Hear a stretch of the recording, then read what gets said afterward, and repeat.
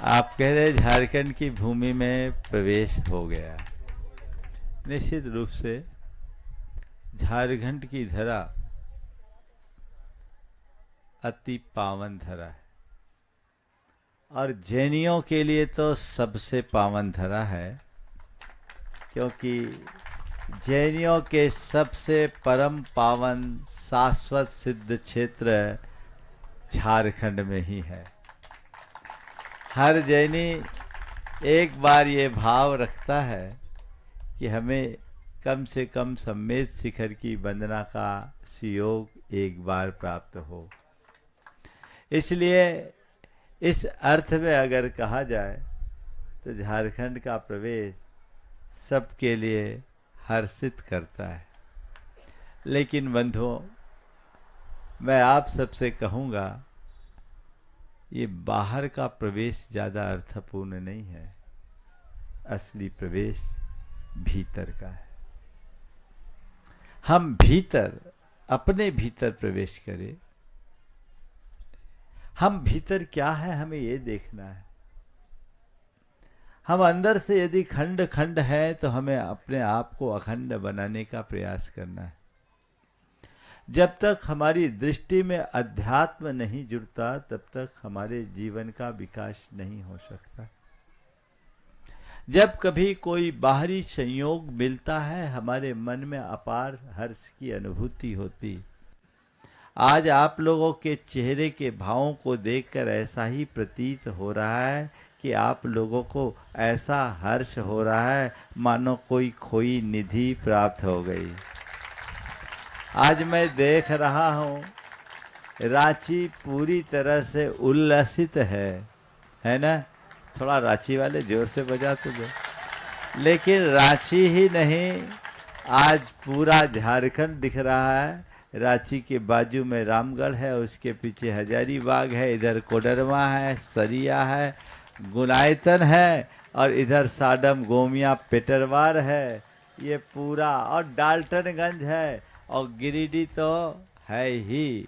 ये सब आकर के यहाँ उपस्थित है और पूरा गुनायतन, हाँ धन्यवाद, हाँ धन्यवाद भी सब है गया बिहार की बात आ रही ना।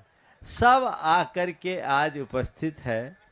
छत्तीसगढ़ वासियों में भी उल्लास, और आज दिल्ली भी यहाँ है, जयपुर भी यहाँ है, आगरा भी यहाँ है।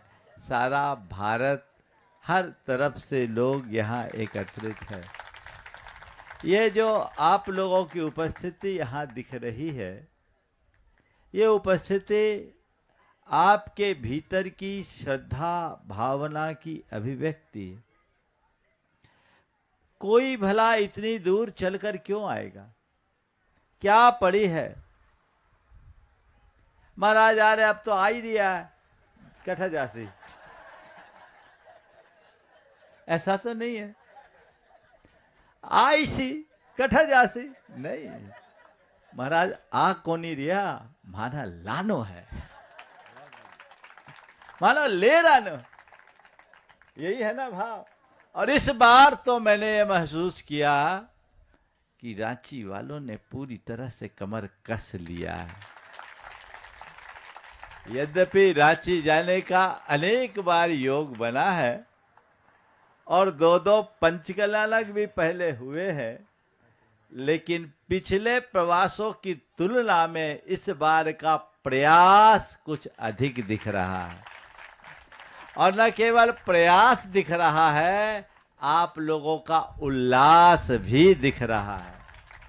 बस मैं यही आप सबसे कहना चाहूँगा, ये उल्लास उत्तरोत्तर बढ़ना चाहिए।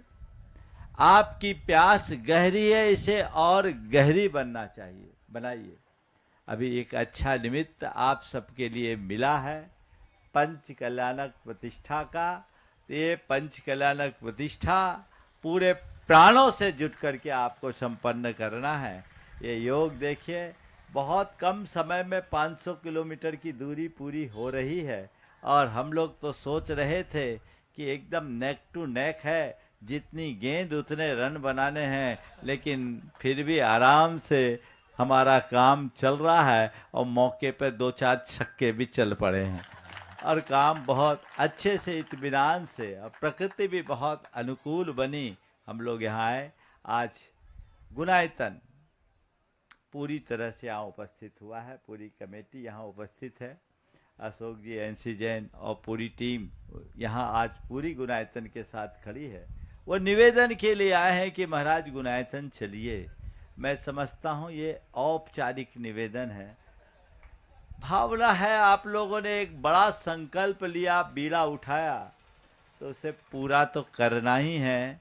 और ये बात सत्य है कि इस बार का ये जो बिहार, उसका प्रधान कारण गुनायतन है। लेकिन बिहार झारखंड में एक कहावत है कि गेहूं को पानी पटाने पर भतुआ को पानी अपने आप मिल जाता है ना। तो गुनायतन के निमित्त रांची वाले को फायदा मिलना ही है। और ये लोग आश्वस्त थे कि हमारा काम तो होगा। जब 2 साल पहले मैं इधर से निकल रहा था तो थोड़े से कुछ लोग निराश हो रहे थे, लेकिन मैंने आपके यहाँ एक शख्स को देखा है, पूरनमल जी सेठी साहब। कहाँ है कहाँ? हाँ, पूरन जी आगे आ जाओ। 80 वर्ष की उम्र होने को है, लेकिन इनका उत्साह, और मैं कहूँगा एक बार जोरदार इनका अभिनंदन करें। बड़े सकारात्मकता और आत्मविश्वास के धनी। इन्होंने कहा महाराज आप जाइए, आप लौट कर आएंगे, गुनायतन के पहले हमारा काम होगा और तब तक हम सब करा कर रहेंगे। लग करके चले हैं। ये बहुत अच्छा संयोग बना है, आज यहाँ आने का संयोग बना। इस सीमा से हम निकले, आए पहली बार। पिछली बार जब निकले थे तो पूरा छत्तीसगढ़ शानदार तरीके से स्वागत किया था, और आज पूरा झारखंड नहीं, पूरा देश यहाँ उमड़ा है, और आप लोगों ने उस श्रद्धा भक्ति का परिचय दिया है। निश्चित ऐसी भावना उत्तरोत्तर बनी रहनी चाहिए, बढ़ते रहना चाहिए। अब रांची वालों, तुम लोगों की जिम्मेदारी बढ़ गई है, पंच कल्याणक नहीं है, गुनायतन के पंच कल्याणक का प्रशिक्षण है। लग रहा है वहाँ भी राजधानी वालों को तो पूरे जिम्मेदारी के साथ लगना पड़ेगा। तो अभी से लग जाइए, इस पंच कल्याणक को समझिए। आज से ही हमारा पंच कल्याणक शुरू हो गया है, चाहे युवा वर्ग हो, चाहे महिला वर्ग हो और समाज। अब आप लोगों को पात्रों का चयन करना, अभी से मन बना लीजिए, और जिसको जो करना है अपनी तैयारी कर लीजिए। कल मुझसे कह रहे थे महाराज पात्र चयन हो जाए जल्दी तो लोग रिश्तेदारों को बुला लेंगे। मैं कह रहा हूँ जिनको पात्र बनना, अभी से रिश्तेदारों को बुला लो, ठान लो बनना है। अपना कॉन्फिडेंस वीक क्यों करें? मौका मिलेगा कि नहीं मिलेगा? मिलेगा नहीं, मौका लेकर रहना है, ये भाव जगाओगे तो लाभ मिलेगा। और एक बात ध्यान रखना, पैसों से तुम्हें पात्र बनने का मौका नहीं मिलेगा। जब तक तुम्हारा पुण्य प्रबल नहीं होगा तब तक पात्र बनने का सौभाग्य नहीं मिलेगा। इसलिए अपने पुण्य भावों को जगाइए और ये लाभ अच्छे से उठाइए।